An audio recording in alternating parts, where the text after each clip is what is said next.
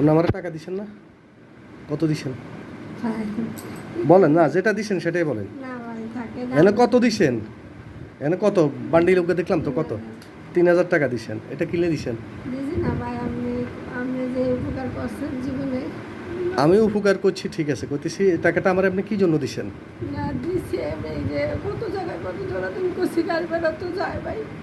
আমার রক্ত বাবা আমার বছর 3 বছর ঘুরতেছে বাচ্চাটা নিয়ে।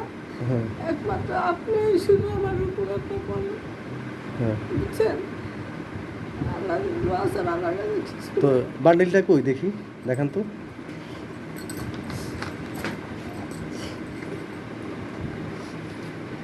আচ্ছা উড়ান। এনে কত টাকা? 3000 টাকা।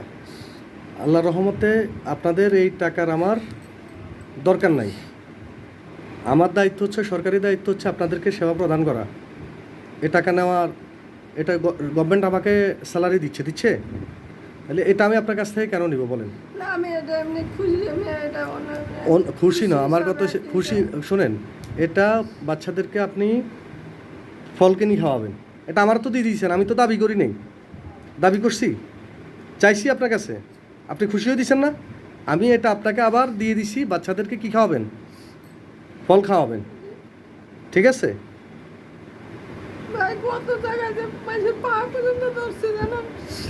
এখন আমার এখানে আসার পর আপনার আর কোনো সমস্যা হয়েছে?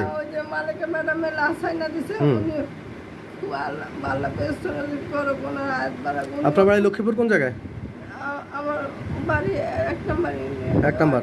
আর ওই যিনি মারা গেছে ওনার বাড়ি 12 নম্বর ওয়ার্ড, লক্ষ্মীপুর পৌরসভা, লাহারকান্দি। কি বাড়ি? আব্দুল খন্দকার মজিদ বাড়ি লক্ষ্মীপুরে। আচ্ছা। আর এদের পরিচিত কেউ ওইখানের কাউন্সিলর কে? রাজু কাউন্সিলর। আচ্ছা, কোনো ওইখানে যদি কোনো টাকা পয়সা যদি চায় আমাকে বলবেন, ঠিক আছে? কারণ এটা আপনাদের হক। এ জায়গায় এটা এখান থেকে ওরা যাতে কোনো কিছু না করতে পারে আমি ওটা এনশিওর করবো। মানে একটু যেমন আপনি সহজভাবে বুঝাই দিচ্ছেন একটা জিনিস, কিন্তু ওরা এমন ব্যবহার করছে পুরসভা, মানে কুকুরও মনে এমন ব্যবহার করে না, বলে এটা জমা নিলেই ইয়া হয়ে গেছে। কি হয়ে গেছে? বাচ্চার মারা যায়। আচ্ছা যাক, ওটা কোনো বিষয় না, ঠিক আছে নি?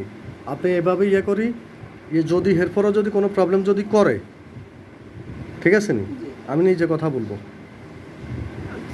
শুধু দোয়া করেন, এতটুকু আপনাদের কাছে, অন্য কোনো কিছু চাওয়ার নাই আমার।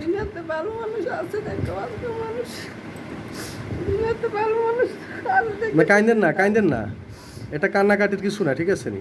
আপনার প্রাপ্য সেবা আপনি পাইছেন, যেটা আপনি পাওয়ার কথা, যে সেবাটা, সেই সেবাটা আপনি পাইছেন, ঠিক আছে? ওকে, আসসালামু আলাইকুম।